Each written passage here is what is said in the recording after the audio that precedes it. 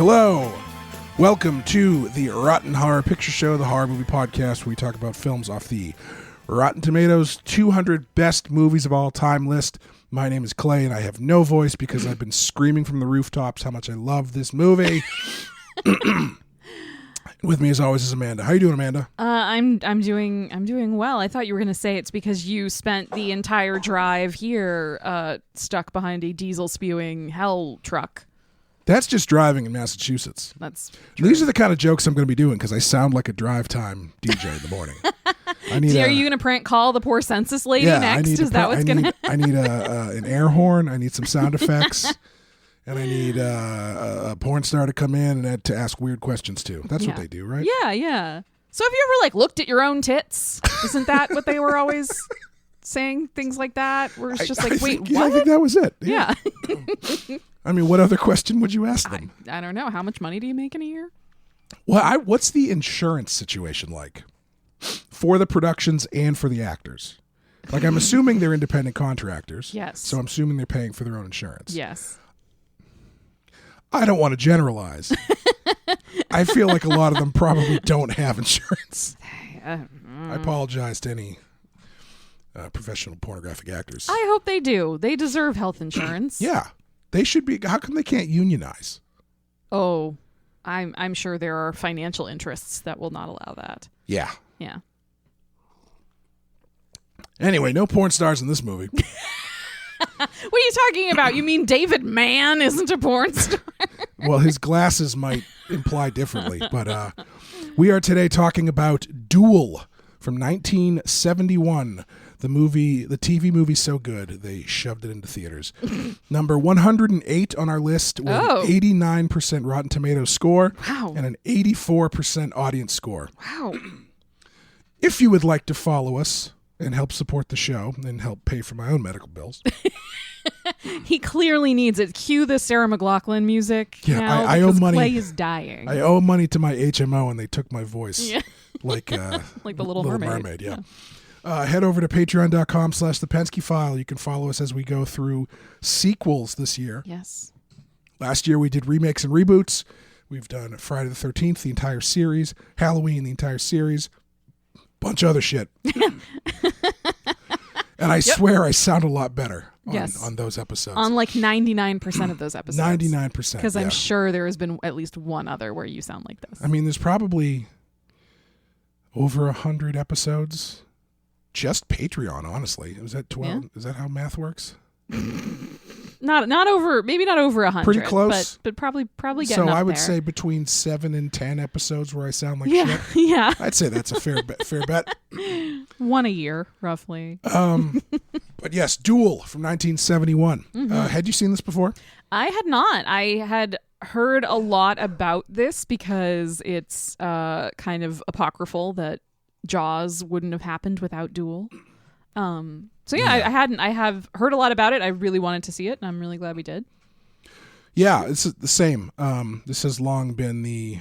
Had you seen it before? I had not, no. Oh, wow. Yeah, it was just one I never, I don't know. It's just one of those things all these great filmmakers, most of them have movies they made before their first really big one. Yeah. I don't know. Duel, it's Duel's so good. It's I'm sure it is. I don't know. It just... What's the other one? Sugarland Express? Is that him? I can't remember if that's him or Martin Scorsese, but it's I'm sure that's fine. Yeah. But, the really good stuff comes when he makes Jaws. Mm-hmm. But yeah, this was one I'd been always meaning to see, but I never got around to it. Yeah, and everyone I know who saw it said it's great. You're also very into car violence. Oh my God, I love it. I will say, highlight of the film is the 70s car violence, which just does not exist anymore. No. For a number of reasons. Because it's not the 70s anymore. It's not the 70s anymore. Mm-hmm. Cars are made out of plastic now. Yeah. And most of the time they're CGI, so it's not quite as fun. Yeah. And people try to be quote-unquote safe about it, which takes away all the fun. Boo. Anyway, we're going to take a quick break, play the trailer for you, and come back and talk about it.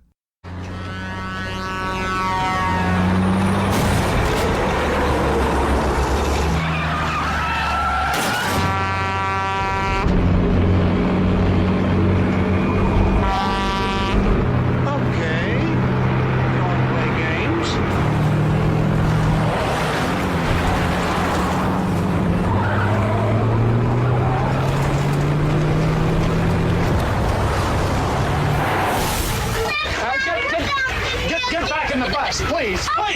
Come on, back in the bus.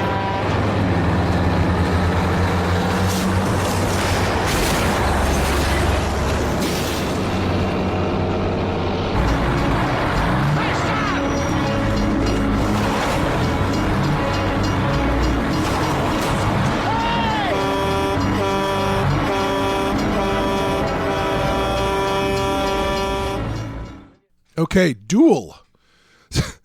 The fun part about this is if I raise the volume of my voice, it just like the pitch just screams up.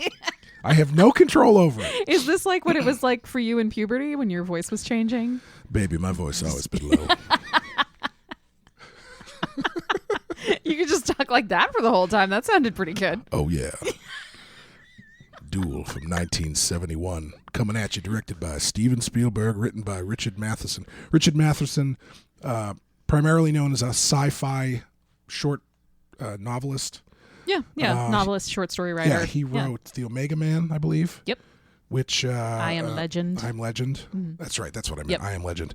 He also wrote, I think he wrote a bunch of Star Trek episodes, the original Star Trek. Probably. I feel like he was one of those guys who just like once you know his name and you watch anything from like the 60s, like late 50s, 60s, 70s, he's everywhere all over like horror and sci-fi. Yeah, he's like I feel like him and Harlan Ellison pop up a lot around this time. Yep. Because they were doing Harlan Ellison definitely doing Star Trek. Mm-hmm. Richard Matheson I think he was doing the Twilight Zone. I was just gonna ask you because I have the same and like also, itch in the back of my head like that he was doing that. Night Gallery, I think he did some of those. So all these, they're around. Yeah. It's always funny seeing their names though, because I think of a lot of those authors as just authors. Yes. So it's like you're watching something. It's like Ray Bradbury. Yeah. Yeah. You don't realize how entwined different parts of their career really became with television and film and the Hollywood machines. Yeah. Starring Dennis Weaver, Jacqueline Scott, Lou Frizzell, and one big ass truck. Amanda. Yes. What happens in Duel? David Mann, a mild-mannered electronics salesman, is driving on a 2-lane highway when he encounters an old oil tanker driven by an unseen driver who seems to enjoy annoying him with dangerous antics on the road. Unable to escape the demonic big rig, David finds himself in a dangerous game of cat and mouse with the monstrous truck. When the pursuit escalates to deadly levels, David must summon his inner warrior and turn the tables on his tormentor. Sure. Yeah, AI is that's what AI told me this movie's about. So I like how much it undersells the truck and how much it oversells David. Yeah. To be frank.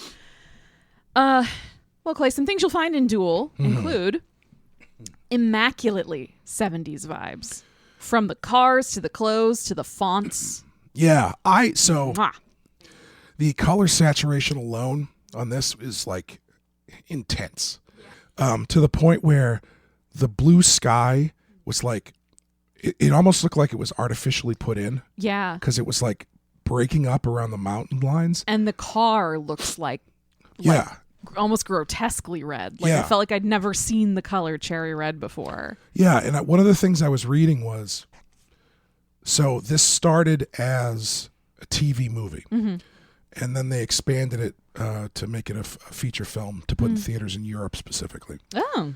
When they did the 4K restoration of it, they didn't do the 4K, like actually 4K restoration. They just used for the TV version. They just AI upscaled it. Oh, okay. However, the version we watched is the full film. So it's a long way around for me to say I don't know what's going on. You don't know what the hell happened to it. Yeah. All right. Well. Looks great, though. Yeah, it does. It does. You'll also find the painful reality of AM radio. Yes. Something that people don't really do anymore. No, it's kind of it's mostly just for psychopaths now. Yeah, and my dad. Shit kickers. Gotta love them. We haven't had some shit kickers in a while. I feel like it's been a while for shit kickers. It's been a bit. Copious inner monologue. Yeah, that's where you can really feel the novelist, I think. And the TV movie of it all. Yeah, because I was reading Originally, they weren't going to do that inner monologue. But like, when Matheson was adapting it, he like couldn't figure out how to get that stuff across visually, and so they just thought it'd be easier to put the monologue in. Yeah, and it, excuse me, it almost works. I think it doesn't not work. Yeah, but it doesn't stand out because they did that stuff all the time back then. Yeah, I wish I just when I added this to our things you'll find list, the word copious was really the operative word of like, there's just too much of it. Yeah, you could have done less. Yeah, could have done less. You'll also find Dr. Stringfellow's Rejuvenator Medicine Show. Yeah, in the background. That is actually a prop from an episode of Night Gallery, which I assumed was one that Spielberg directed, but it is not. I don't know. He just liked it. You will find it along with the Snakerama, including yard boxes, yard snakes, yard coyote, yard spider, and yard iguana. Yeah. The desert's an interesting place. To keep things in boxes in your yard. Yeah, I don't ever want to go there. To the desert or to the Snakerama? I guess Snakerama primarily. Desert's fine. You don't want to go to the Snakerama? Not if the snakes get out. Why not? Fine, you end up with a spider on your leg crawling up your pants. I mean, I just feed it to the snake. That's not how it works. They're friends there. I don't know. They're in separate boxes. They don't live in the same house. They're friends. They live in separate boxes. They have separate houses. Those are called rooms. They're not connected. They're freestanding. They live in a community, gated community. You can hate your neighbors. That's true. Lord knows I do. Anyway, you'll also find, quote, a weird place for a telephone booth. Yeah. That's one of those bits where it feels like, it's like, we got to put this here so we can do this gag. Yeah. We also need him to get to a phone, yeah. So let's just put the telephone booth next to the snake boxes in the Snakerama. Yeah. I don't think I would have noticed it unless he said it. Yeah, he just says it. And one of my favorite bits that follows that is when the truck has started destroying the Snakerama and he's yelling at the woman who works there, call the police, and she goes, with what? And last but not least, you will find Chekhov's radiator hose. Yeah, that was pretty slyly done, I think. I kind of forgot about the radiator hose thing. They revisit it like one too many times for me to say it was fully subtly done, but I still liked it. I still appreciated that it was sort of like this symbol of he thought everyone was trying to like rip him off and get one over on him, but they genuinely were just like, no, sir, you need a new radiator hose. Yeah. Well, to be fair, I don't blame him because I don't know if it's just from all of the media I've taken in over my life, but when I take my car into the shop, just ready to be scammed. Yes. Same reason I didn't go to the dentist for a long time. Like, they're just trying to sell me new teeth. And I don't need new everybody teeth. does talk about how the dentist is trying to upsell you. And some of them are. Some of them are. Not all of them, though. That's true. I have a good one. Hi, Clay's dentist. Hi, Dr. Todd. I don't know if she's seen this. She might not have been listening to this one. Anyway, that does bring us to a good place to start where, so... What's your favorite type of snake? Oh, is that not where you wanted to start? No, I guess I don't really have one. I like those like red and yellow colored ones. I don't know what they're called. The really pale yellow ones? No, it's like mostly, maybe it's just a rattlesnake. I don't know. You might just like a rattlesnake. Yeah, those are fun. Fair. Yeah. This is a movie by Steven Spielberg. Mm-hmm. I cannot at all argue with the quality of the filmmaking. Yes. It's very, very good. Yeah. He's doing stuff in this. This was a television movie. It is crazy to remember that when you're watching this. This was in 1971. Not that it's the same content, but watch Salem's Lot 10 years later, which is also a television movie. Yep. And just, it's like two completely different things. Yeah. Not that Salem's Lot is bad, but it feels like TV. Yes. This does not feel like TV. Yeah. And not that this is perfect, but just the quality of what is being done. Everything in this movie felt very intentionally chosen. Oh, yeah. Like all the, obviously all the shots and all of that stuff, but even like, I don't know, just like where they had them driving and sort of the background stuff that I know a lot of it's real. Oh yeah. But it just felt very purposeful, and like the look of David Mann, like his outfit, like felt very like everything was very intentional. Yeah. Apparently, I guess they didn't do storyboards, but they actually created a gigantic map of everywhere they were going to go and everywhere the camera, and it took up all 4 walls of the hotel room that Spielberg stayed in. That's amazing. However, the thing that doesn't quite work for me with this movie is that as much as I love what they're doing in it, at least for the first half, I just cannot connect with it because I fucking hate that main character. Like I know he is supposed to be a schlub who's like kind of a pushover. But the thing that was getting me, so this happens to me a lot, specifically when I watch Bob's Burgers. I love Bob's Burgers. Every now and then they'll have an episode that I just can't, like, just starts to make me mad because whatever the central conflict is something that could be resolved with like one conversation. Sure. And now obviously the guy driving the truck in this is not interested in talking. Yes. But I feel like there's any number of things he could have done to try and diffuse this situation. Would you say that there were several off-ramps? Yes, I would. Very well done. Thank you. English major? How did you know? It shows. Thank you. Yeah. But like, it's just with the second half of the movie, I started getting into it a bit more because he started doing stuff that I was like, well, why don't you go fucking talk to the guy? Yeah. And he tries to do that, but he can't do that. Yeah, and you're like, okay. why don't you just pull over for a while and wait? And then he does do that. Yeah, Joe, go get lunch for an hour or something. Yeah, he tries to call the cops. Yeah. Yeah. That's when it really starts to work. But I that agree. first half, he's just, because like the transition of that character is, I guess, probably supposed to be from non-confrontational schlub into Mad Max the Road Warrior. I don't know if it's quite that simple, at least not in my reading of the movie. I feel like you're not supposed to like him at the beginning, and I think it definitely has a lot to do with the non-confrontational schlub aspect of it. But he also has a certain level of like he kind of seems like he thinks he's better than others in a lot of ways, and he thinks he's a badass until somebody pushes him. Yes. And it's like... Yes, and he thinks he kind of knows everything, and he has it all under control, and he's very dismissive and sort of condescending to a lot of the characters that he interacts with in that first half of the movie.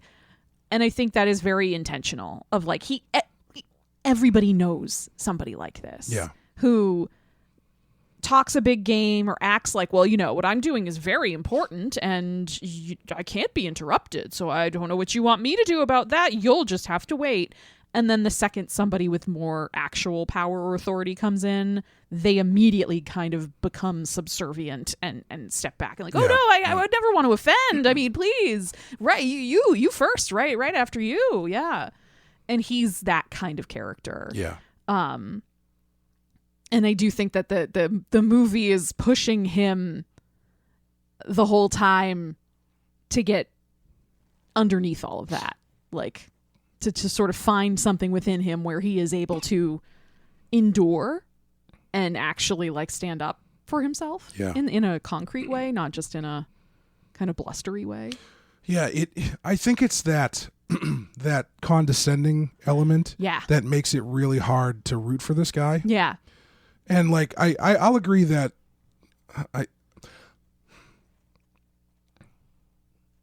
the ending of the movie is really interesting because very smartly Spielberg knows the old Roger Corman rule, which is once you kill the monster, you roll the credits. Yeah.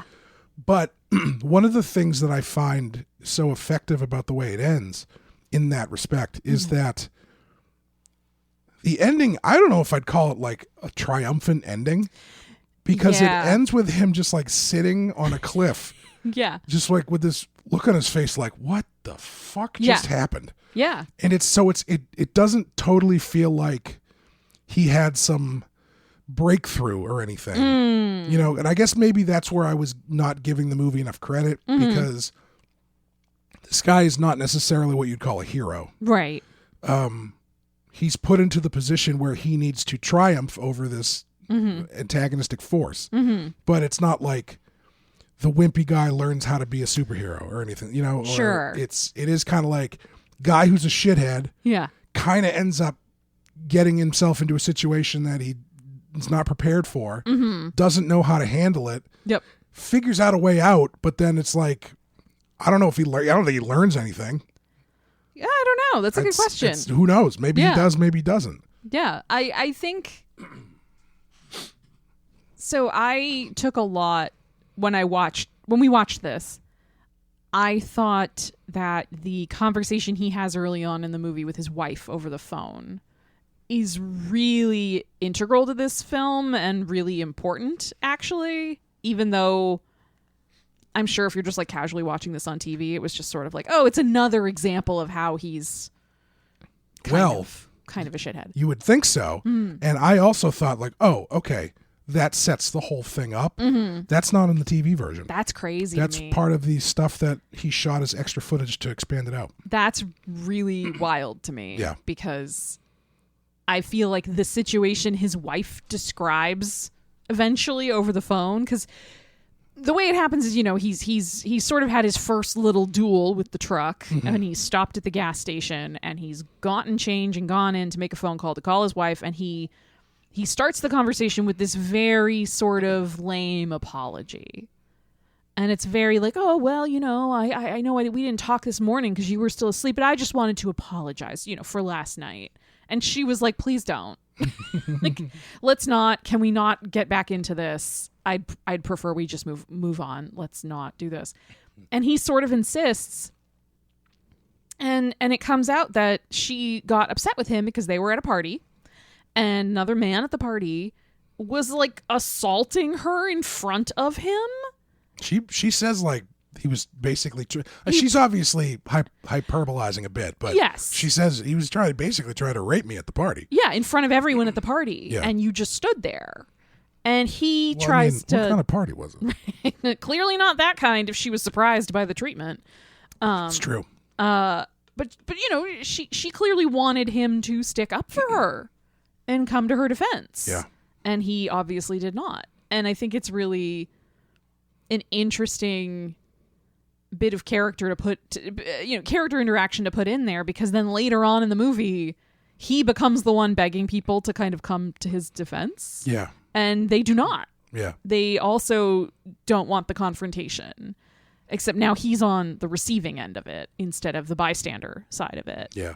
And I don't know. I think I really think this movie would feel really different if you watch the version where that's not included. Yeah, definitely. Yeah, because having that in there makes it feel, I don't want to say that it makes him deserve what the truck driver does to him. No, but it does set up a more of a character arc of him being put in this position that he'd never had to be in before, that he'd allowed other people to go through without helping them. Yeah. Yeah, I think, well, first of all, to be fair to him, the Pigs in Blankets Dead Party are so good. And they go so fast. I mean, they were coming out with a new tray as the stuff with his wife was happening. Yeah, and he really wanted a hot, fresh pig in a blanket. Yeah, I mean, who doesn't? Yeah. Anyway. I forgot what I was going to say. The joke is too important. What were we talking about? David Mann. So I think the thing that either makes it more difficult to connect with for me, or actually makes it more of a complex character, I don't really know where I fall in this.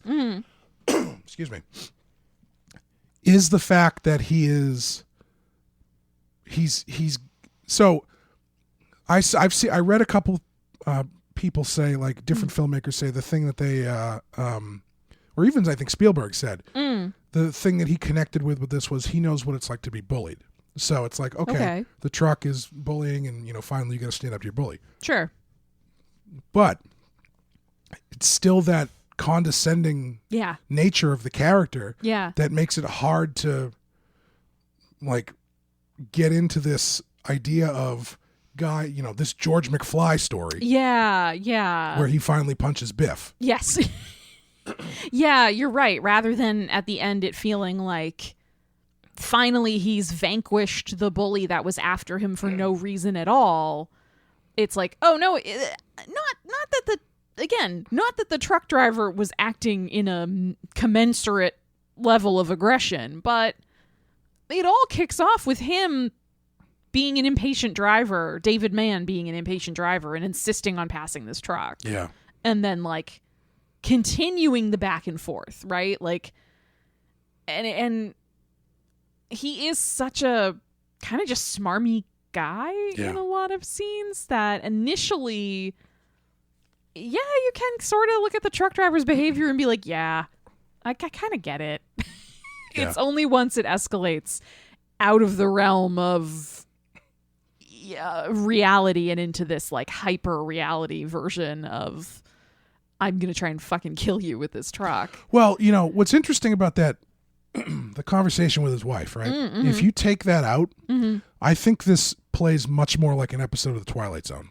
Yes. Because it definitely has that vibe where it's, guy who thinks he understands everything, pulls some shitty move, and then ends up angering the universe to the point where it's, he's going to get a comeuppance for it. Yes. Yeah. But adding that scene with the wife in makes it so much more complicated. Yeah. And so much more interesting, but I still don't know where to come down. I sound like a broken record, but like the movie itself is so good. Yes. It's just that guy. But also I think I do think that the setting up the sort of gender conflict or like gendered interpretation of all of this I think it's really there in the movie. Like I think the movie supports that interpretation because there's not just the conversation with the wife. There's also the sort of, I don't know whether to call it a prank call or whatever that the radio DJ does to the woman who works for the census office. Is that different from where the guy talks about how he can play meat? That's different. Okay. Yes. There's a long exchange in the background when David is driving early in the movie where a radio DJ has decided he's going to call the number on his American census form. And he is talking to this woman who sounds pretty young, and he has this elaborate story that he's come up with about how he wants to mark that he's head of the household on the census, but he's really not because he's a stay-at-home father who raises the children while his wife works. Right. And there's this very 60s, 70s undertone to it where he's, again, it's a fake story, but he's pretending like he's embarrassed by this and he wants to put that he's head of the household to get back at her because he actually hates his wife. Yeah. And then he starts saying to the census woman, like, are you married? And she's like, no. And he's like, well, when you get married, like, don't become like my wife. Like, when you date women, they're so nice. And then you get married and they become aggressive. Too true. And it goes on for a really long time. Yeah. And so I think that there is definitely in this movie some sort of some commentary, some thoughts on like the sort of stereotypical like middle manager suburban dad type at that time in America, feeling like, well, I'm head of household, I have very important salesman business to do. Yeah. And it's like you're kind of performing this type of manliness that doesn't have a lot behind it. Yeah. It's sort of just propped up by like props, by the suit and the tie and the very pristine car and the suburban house with your wife at home taking care of the children. Yeah.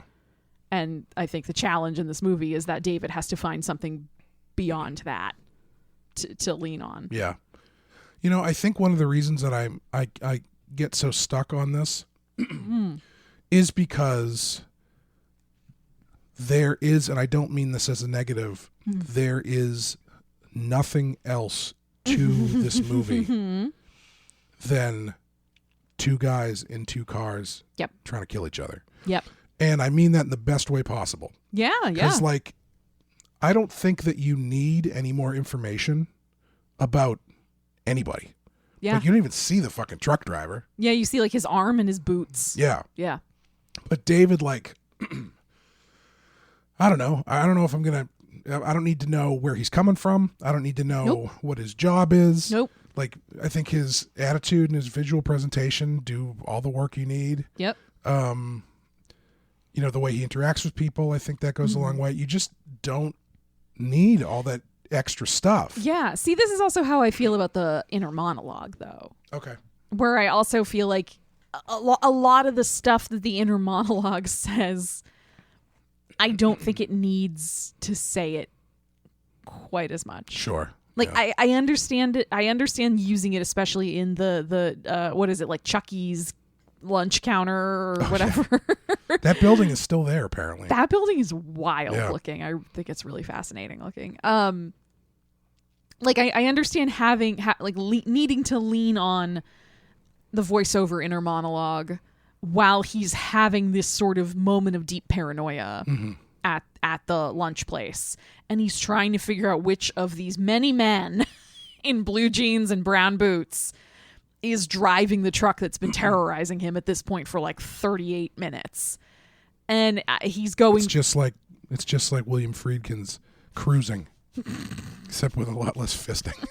Jesus Christ. As far as I know, I've heard things happen at truck stops. You know? Sorry, I didn't mean to knock that's just, you know, you threw me off with the word fisting. Something I don't really want to think about. But yeah, like I understand why in that sequence there's a lot of inner monologue. Yeah. Because it's trying to emphasize that he is spiraling. He's going through these like scenarios. He's imagining going up to these different guys and how he would approach it and to confront them, and like how he would approach it to maybe diffuse the situation a little bit. And they all, you know, kind of don't pan out the way he wants. And then when he finally does, quote unquote, confront the truck driver, he's like a sweaty, shaking mess and seems like a maniac. And the guy immediately gets offended and like beats the crap out of him on the pool that's table. Another thing. Like, it's really hard for me to get behind this guy when he slaps a sandwich out of that guy's hands. I would fucking murder him too. I'd get in my car and I'd team up with the truck. Yes. You hate that guy wearing the tie? I hate that guy wearing the tie. Also, he orders a cheese sandwich. Yeah. Swiss cheese on rye, RYE. Ugh. I mean, I love me some cheese, but two pieces of bread with just dry cheese on it? That is something I would have eaten when I was like 7 years old. I used to do cheese with tomatoes and mayonnaise. Okay. Yeah. Great. That sounds, especially if you've got a good tomato. Yeah. Yeah. That sandwich he had was garbage, though. Yeah. I think they probably made it garbage on purpose. You come in there and you're only going to order a cheese sandwich. Yeah. What's the tip on that bill going to be for her? 5 cents? I mean, let's be serious. Nothing on that menu is probably more than $5 in 1971. $5 is pushing it. I think $2.50. Yeah. But yeah, I like when he gets in that guy's face and then slaps the sandwich out of his hands. I was like, motherfucker, throw this guy through the fucking window. Right? Like they make it hard to relate to him, or not relate to him. I don't know. Yeah, they make it hard to empathize. They make it hard to sort of have sympathy for him for solidly the first half of the movie, because he's either being a little bit of a smug jerk or just making dumb choices. Yeah. And then it's not until much later on, when things get much more dire, that he starts, even when he panics in the second half of the movie, it's an understandable panic. Right. Like, his life has been put so at risk at that point that, and it's clearly been going on kind of all day, that you understand, like, he's just under so much stress at this point that he's kind of collapsing in on himself. Yeah. I can have more sympathy for that than just being weirdly rude to the gas station attendant. Yes. Yeah. I do really like that diner sequence, though. That's really fun. Yeah. Where he doesn't know if one of the guys in there. He's only seen the boots. Yep. And they're all wearing boots. Yep. And they're all wearing brown boots. Yes. And I think that's one of the really great things about this movie is all of the different ways that they kind of fake you out. Mm-hmm. You don't see anytime like he looks out and he doesn't see the truck and then he sees the truck or the thing with the what looks like a police car and turns out to be the pest control car or something. That's really good. It's really clever with the way that they do that. Yeah. To the point where I was 100% sure when he pulls off the road and falls asleep next to the train. I thought when the train finished going by that the truck was just going to be on the other side of the track. I thought so too, actually. Yep. But yeah, they do all that stuff really, really well. Yeah. And then even when it gets down to just the two of them at the end when they're going up the mountain, that's really done really well too. Because he's finally hit an area where the truck is at a disadvantage. Yes. But that's when the hose goes. Yep. And the scariest part about this for me was when I was watching him doing 80 in neutral down a mountain road. Yeah. That does sound pretty terrifying. Yeah. Yeah. But there's once he starts trying to address the situation like a human is when I was kind of getting to the one thing he didn't do that I was like, I feel like this probably should have just done this is he tries to walk up to the truck, but that doesn't work. Yes. But then the guy starts waving him on and he drives by it. Yeah. Stop next to the truck, look into the window and go, what the fuck? But I think I understand why he doesn't. Because when they're both in when they're both in their vehicles and the vehicles are moving, that's when the truck driver is clearly like, now I'm going to fuck you up. Yeah. Like when he's not, until the end, when we get to the end and he's at the Snake-orama, the truck driver is like, yeah, sure, I'll hit you now. You don't have to be in a car now. Perfect example. Stop you from calling the cops. Perfect example of the cone of narrative vision. He tries to call the cops, but then the guy smashes the thing. Yeah. Cops, nobody calls the cops. Yeah, he kind of successfully does. There are not even road cops in this movie. Yeah, no. I feel like there should have been at least. Well, see, because then. But I think the implication is they are on some small, county highway. They're not on the major highways. They're not on the major roads. And so and also it's cutting through shit kicker land, and there's no cops just sitting out waiting to give tickets. I feel like a lot of other movies might just have. I mean, because that's something like if you're putting things on a board. Yeah. What are some complications? Oh, they run into a police officer. Yes. And I do think the one thing that kind of goes against this is the Snake-orama sequence. There was a certain. I didn't seriously think this, but there was a certain amount of the movie where I was thinking, it's fairly possible that this truck doesn't exist. Because their interactions never cross over with anybody else. Yeah, and people keep asking him, what happened? Yeah. What happened out there? You just hit that fence. And Yeah. it's like nobody, even the bus driver. Right. Yeah. When he says, why didn't you ask that truck for help? And he goes, what truck? Yeah. Yeah. And then he's like, I must have missed him. But and I think that's why if you bring a cop into the situation, right, you're blowing right through that idea. Yep. And I'm not saying that the idea was that the truck doesn't exist. I'm saying it is, the action is so contained to just these two people. Right. And anybody else who sort of incidentally ends up on the periphery of this action, they are not seeing what the main character is seeing. Right. Except for the snake lady. Yes. Yeah.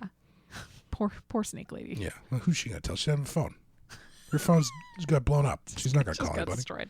I do want to go back quickly to when David, a couple different times, at least twice, tries to on foot approach the truck. Yeah. And the truck keeps a very on purpose distance. I think when that starts happening is when it starts really feeling like, okay, no matter how you as the viewer feel about David as a character, once he starts trying to just, walk up to the truck, It's this huge truck. He's just a guy. This is like the least threatening way to try to resolve this, is to just be like, I'm just in person coming up. I'm not trying to start a race or a fight or anything. And the truck driver won't allow it. That's when it's like, oh, okay, there's nothing he could do. Yeah. There's nothing. At that point, you start to realize there's nothing David could do to diffuse this situation. That whoever or whatever this guy driving this truck is has decided this is going to end badly. Yeah. No matter what. And also, like, at that point in the movie, I think once he denies talking to him, the reason that he doesn't stop in his car and, try to, is because I think at that point, once he gets back in his car, it's like, this is the final battle. Yeah. This is how it's going to go down. Yeah. One of us is, this is Thunderdome. Yes. Yeah, and I think there's also a level of like, when you're in this movie, it's sort of like when you're in your car, you are your car. Yeah. Do you know what I mean? Where it's sort of like, even though the truck I think you just wrote a Deep Purple song. Yeah, probably.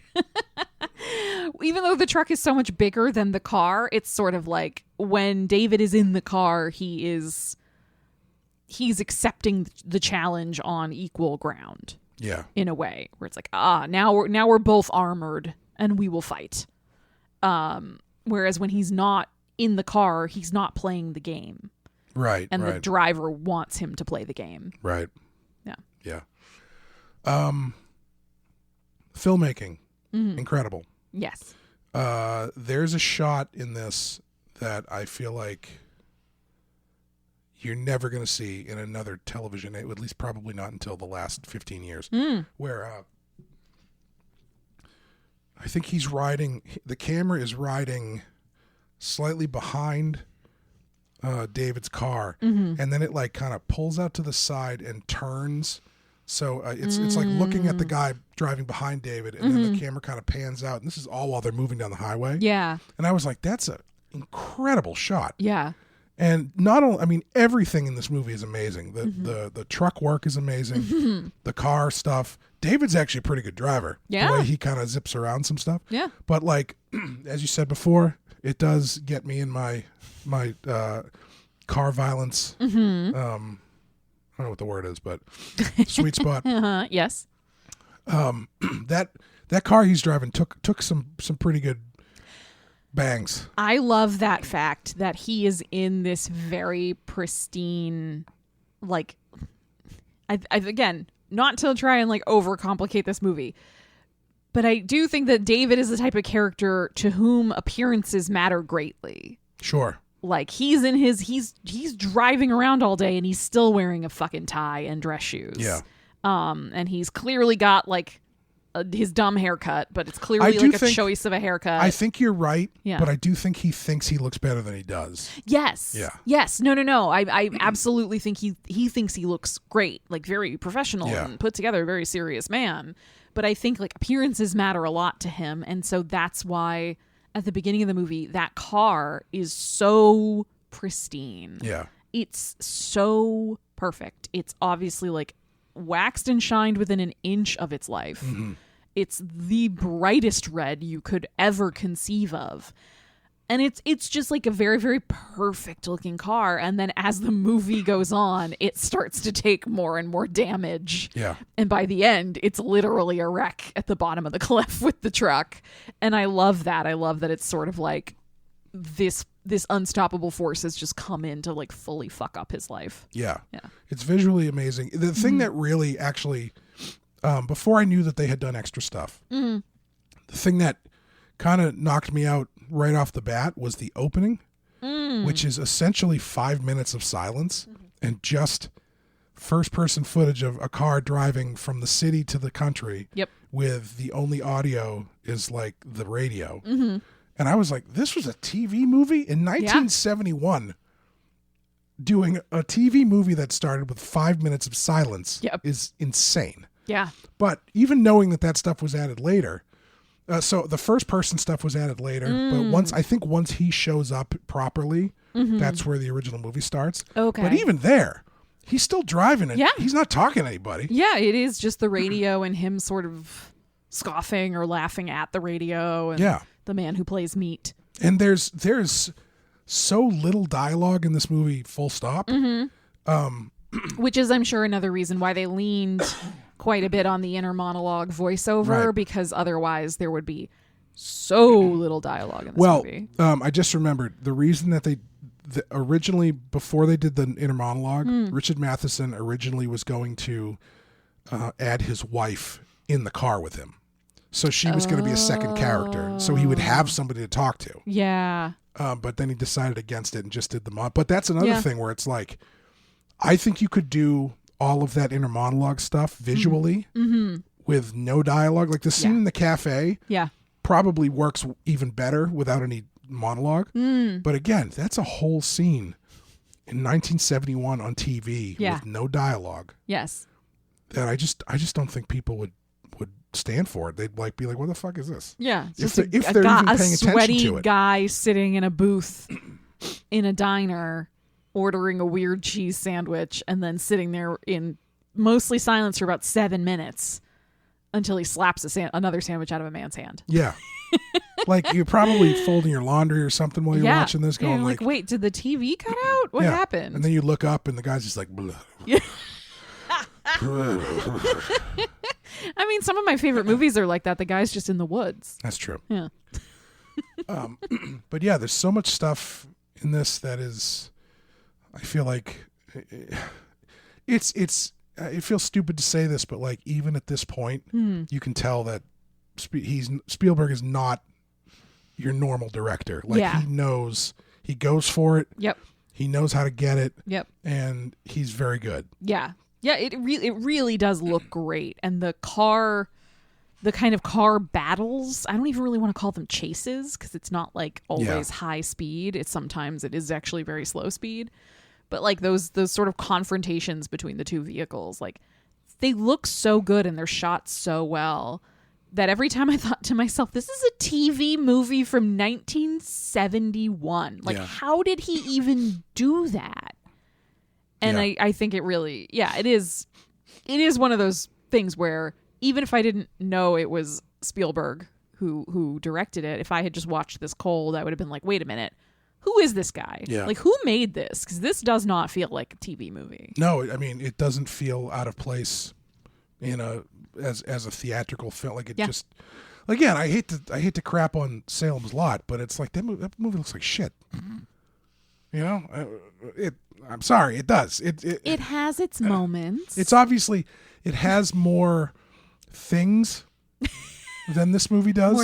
More stuff. Yeah. That probably the budget was stretched a little more thin. Sure. Than just. It's also like 4 times longer. That's true. But it's just like anytime I see that movie, it's like, this looks like TV in the 70s. Yeah, yeah. No, it does, which is too bad. It's sort of like would have been nice to see a version of that looked a little better, but the vampire, he looks fine, but he also kind of looks like shit. And especially now, I think this is the big this is where Duel pulls away. Is that you watch these movies now, Salem's Lot in 4K looks like shit. Like every seam, every TV production value. Sure. Like when this originally was on, I'm sure it looked amazing. You can get away with a lot more when you're watching it on a tiny TV from the 70s. Yeah, with fuzzy picture. Yeah. But you take Duel, you blow Duel up to 4K, it still looks amazing. Yeah. And that's, all credit to Spielberg and his team. Yeah, and there's such interesting camera work. Yeah. In this and the idea that it is in I think in a lot of ways we're very desensitized to driving scenes in movies and TV now, where like you mentioned, it is so easy to just CGI things, and it's so depressing. It is. But this is just actually happening in cars outside. Yeah. Like this is a real car on a road. Yeah. And this is a scene where a guy peels out and smashes into a fence.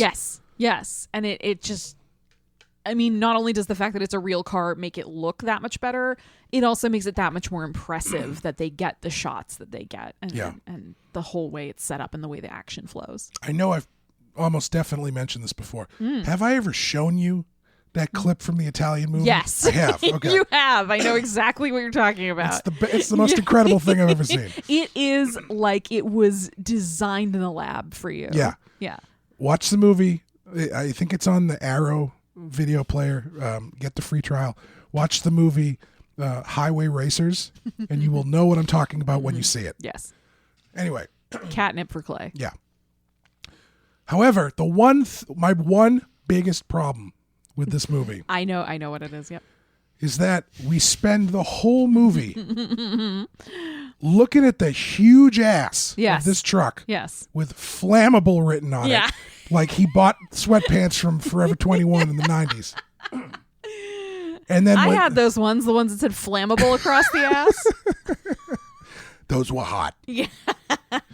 And then when the truck goes off, he hits the car bursts into flames. Yes. And I'm like, here we go. I've been waiting for this. I've been waiting to get to the fireworks Yeah. factory this whole movie. A romantic song starts playing in your head. Oh, yeah. Yeah. Everything goes off the cliff. Meatloaf starts playing in my head. Yeah. And then they smash. Oh, incredible. This is amazing.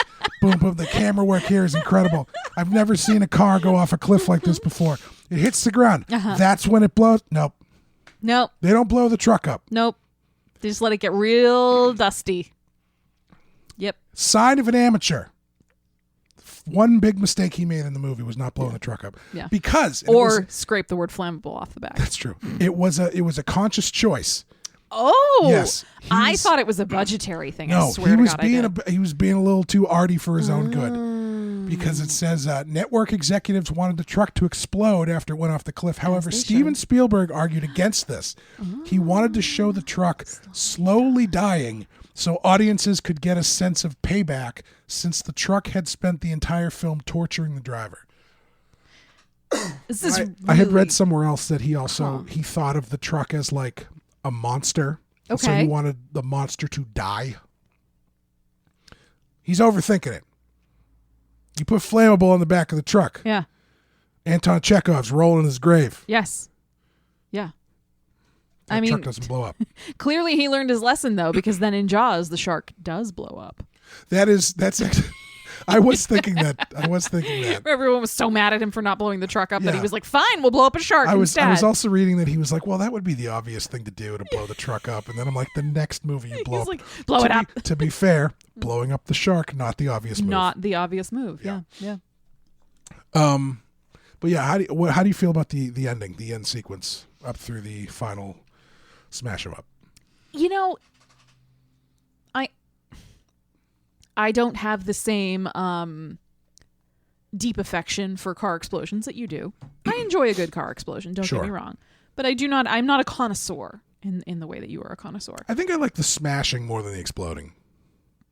But you were sad that there's not an explosion. Yes, I was. Yes, I was sad. Yes, and it makes sense. I agree. Having flammable written across it the whole time. But I don't know if I needed an explosion.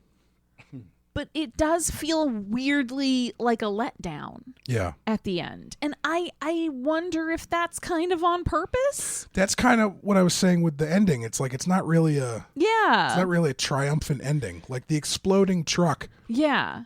Like the shark in Jaws exploding is such an exclamation point on the horror that brought them to this point. Yes. And the catharsis of finally getting rid of the shark. Yeah. This isn't really like that. Yeah, it's sort of fascinating to watch it because David manages to survive this hellish confrontation and he manages to bait the truck and get it to go over the cliff, and he runs up to the cliff's edge and he's sort of doing this like dorky like skip and a jump, and like he clearly kind of wants to like whoop and holler and celebrate, but then he just sort of like it all just like drains out of him. Yeah. And I think in a lot of ways that's more realistic. Yeah. Like at this point he is probably so exhausted and so deep in disbelief, and the adrenaline crash is immediately hitting him. But as the end of a movie, it does feel kind of strange. It feels kind of anticlimactic, and I don't know. It's I think you were right too, where you said, Spielberg knows the lesson of like when the monster dies, you roll the credits. Yeah. I think this is the spot where you end the movie, right? Oh, of course. Yeah. But I don't know. It feels a little bit like it is missing something. And I don't know if it's as simple as it should have exploded or if there's something more intangible that's just kind of not hitting for me. Yeah. At the very end. Yeah. Because my first thought, like I felt like in that moment I was inside David's head. Excuse me. Because once he sat down and I knew the movie was ending, my first thought was, where the hell is he? Yeah. How the hell is he going to get home? Yeah. Like that kind of is the vibe he has. Yes. Is not quite, I just slayed the dragon. Fuck you, truck. I win. Yeah, it's not it's that. Like that car was my ride. Right. So, yes. Yeah. So yeah, it is a really weird way to end it. Yeah. And it's funny too, because myself and these network executives complaining about the truck not exploding. I feel like the answer to that is, did you not see everything that happens at the end? Yeah. The way it hits the car, Yeah. the car catches on fire. Yeah. And then when they do go over the cliff, Yeah. it's incredible. Yes. Like they've got like 6 cameras up Yep. that are all catching every single Yep. smash and boom, Yep. boom, boom, boom, boom. I do also. I think I really like the sort of silence after it's all landed. Yeah. Like where the camera does go down sort of into the carcass of the truck, and you get that little fan still whirring, but you Yep. see the blood kind of dripping down. That kind of connotes that the driver is dead. I think all of that's really great, but there is just this weird empty feeling at the end, Yeah. and I don't know if there could be a different way to end it. mean, it does just sort of kinda- feels a little like this is how it would have to end. I mean, I guess if you really wanted to dig into it philosophically, as we love to do, there is sort of a thing where it's like the action of this movie is about this battle, ultimately this like battle of machismo, and then when it's over, Yeah. it's kind of a moment where you're kind of like, what was this Yeah. for? Yeah. Like why couldn't I just talk to this guy? Yeah. What have we gained here? Yeah. Yeah, no, I think that is an interesting way to look at it, especially taking the title of the movie into account. Yeah. Where duels were a thing and they were kind of just about the outward trappings of honor. Yeah. They were rarely about anything of actual substance. It was sort of just like, you've offended me and I cannot let that stand, and therefore we will draw pistols at dawn. Yeah. And then one of us is going to die because you ignored me when you came into the tavern, I guess. Yeah. It is that sort of like, we're going to go through all of this and somebody is going to have to pay an ultimate price. And then big shrug. Time to move on. The winner of the duel wins nothing. Right. Yeah. It's it kind of reminds me of Ridley Scott's first movie. It's called The Duelists, which is basically what you're talking about, but it's about 2 guys who get into a duel for a dumb reason. And they can never finish the fight for various external reasons. So their duel lasts like 50 years. Every time they cross paths, they have to go out and duel Set again. up to duel, yeah. Yeah, and then like someone shows up and like, come on, we got to go back to the front lines or something. Yeah. So it's like, you get them in like they're both soldiers in like I think it's in the Napoleonic era. It's somewhere in there. Sure. Might be a little before that. It starts with a sword fight, then that gets interrupted, and then they end up, 5 years later crossing paths in like the frozen steppes of Russia, and they're like, "Come on, let's go tomorrow. We gotta finish this duel." Yeah, and then that doesn't work, and then and then finally, like literally 30 years later, they end up crossing paths again, and it's really good. It's a much like this. It's a great first movie. Yeah. But yeah, there is that movie also. You get this feeling where it's like, what is in that one? There is one of the other characters who's like why are we doing this? Yeah. Why do you keep doing this? Yeah. Why are you insisting we have to do this? Yeah. And, I think it is, there's I forget what movie it is, but there's a movie that has a great line where, like, at the end of it, it's like a heist movie or a crime movie, and all these people get killed, and then somebody says something to the effect of, all this violence over just a little bit of money. Yeah. And it's that kind of looking at these things where it's like, what are you actually getting out of any of this? Yeah. It's very entertaining for us to watch. Sure. But for the characters, Yeah. what are they gaining? Yeah. I think the difference, obviously the difference in this movie is that, like we were saying earlier, even when David tries to end the duel, even when he wants to concede or just opt out, even when he is in a position where he's recognizing no one's gonna gain anything from this. Nothing good is gonna come of this. Right. I don't want to do it anymore. The unseen truck driver refuses to let him quit. Yeah. And that's, I think, kind of takes this in even a different direction than those other movies that are focusing, whether it's on duels specifically or the sort of like, we went through all of this for some frivolous thing. In this, it's like he didn't have a choice after a point. Yeah. He was in this whether he wanted to be or not. Yeah. I think it's really good. Yeah. I think it's. I love that you never see the driver. Yeah. Like, excellent. I think that's great. Yeah. This was a TV movie. They shot extra stuff. Most notably the beginning, and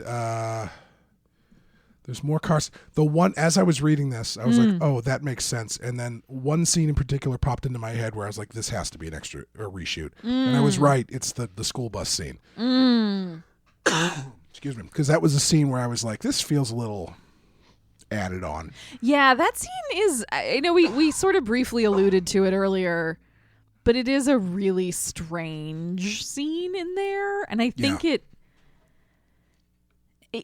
sort of functions in a similar way as the other big added on scene with the phone call with the wife, where it's telling you something about David's character. Like, it's still early enough in the confrontation between him and the truck where he still is holding on to some of that, like, kind of condescending attitude. Yep. And he's very, he doesn't want to be bothered with the broken down bus full of kids. He's very annoyed when these kids sit on the hood of his car. When he tries to push the bus out of the ditch that it's stuck in or whatever, and the kids are all like clumped in the back of the bus windows and they're making faces at him and they're yelling at him and they're kind of heckling him. He clearly is getting like riled up by it, which I think is really revealing about what kind of person he is, that he's a grown man and he's really letting these like 9-year-old kids get to him. Yeah. I was also thinking I was on his side in that scene because I was like, his car can't push that fucking bus. Yes. This guy's insane. Yeah. No, I agreed. I agreed with that premise, but the fact that he's so like, helping children. Well, there is nothing. Like, great. As you get older, you do realize there's nothing more devastating than a bunch of children making fun of you. So I understand that. I think it's teens. I think the teens are worse. I think it's because little kids like that, you can turn them to your side pretty quickly. Yeah, I suppose. You know, when they're that little, they're just kind of doing it because it's fun and their friends are doing it and whatever. Yeah. The teens are the truly I saw a bunch of devastating teens ones. outside the other day, just yelling at each other. Yep. Like, I don't know what was going on. Yeah. I couldn't tell if they were friends. I couldn't tell if they were fighting. Why not? No both? punches were thrown. It was just like 4 or 5 teenagers. Yeah. Just yelling at each other. Hormones, man. And then like one person went into a nearby house and was like, "My grandmother's in here." And then they were like, "Okay," and they dispersed. Yeah. That's how it works. The last thing I wanted to talk about was the music, which was done by a guy named Billy Goldenberg, who had worked with Spielberg on Columbo and Night Gallery. And I thought it was fun. He gets a fairly prominent credit in the opening credits for music by. I thought it was a little funny because there's not a lot of music in this either. Yeah. And it doesn't come in until deep into the movie. Yeah, and when it does, it's kind of there's not really like a clear theme. Well, there is, but they stole it straight up from Psycho. Yeah, like, sure. The music is pretty explicitly stolen from Psycho. Yeah, but what I meant is like the moments, at least that I really remember hearing music come in, it never quite feels the same.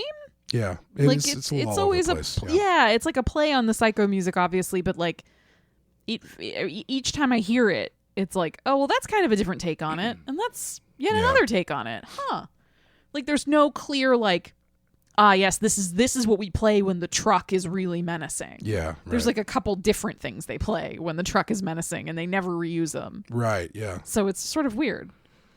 John Williams would have knocked the shit out of this movie. Yeah. A home run. Yeah.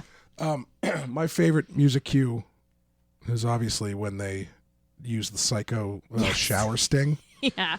And they use it at my favorite part of the movie, which is like, it's so absurd that I have to assume they did it because they knew it was so silly, which is he pulls up to a red light and somehow the truck sneaks up on him. Yeah, yeah. He's just like looking out, and then he looks into his mirror. He's like, "Wow!" This giant, it's right behind him. 20-ton truck is right behind him. It has appeared silently, a la, like, Michael Myers or whatever. I was assuming there was going to be more of that, where it's like, oh, I guess I lost him, and then all of a sudden it was going to be behind him again. Yeah. But it's all fairly, quote unquote, realistic. Yeah, except for that one part. Yeah. But do you have any final thoughts? This is number 108 on our list. How do you feel about the placement?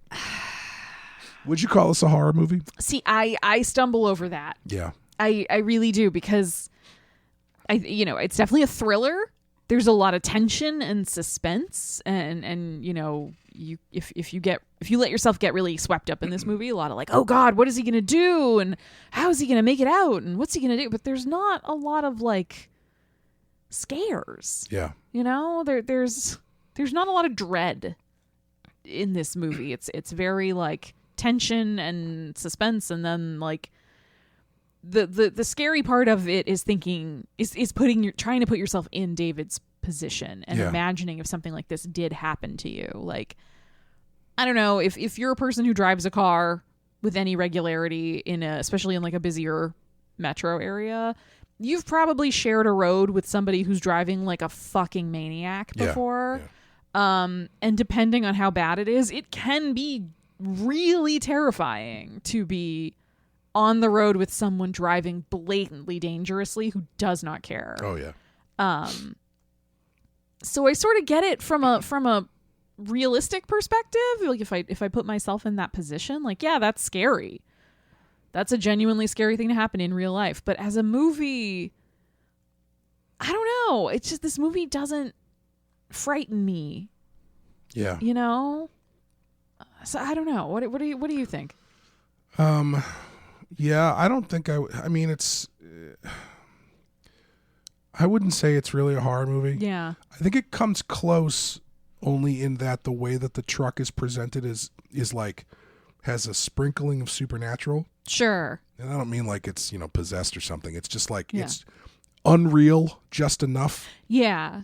That I think you could slot it in there. Sure. But yeah, generally I would say it's more like a thriller. Yeah. A buddy road comedy.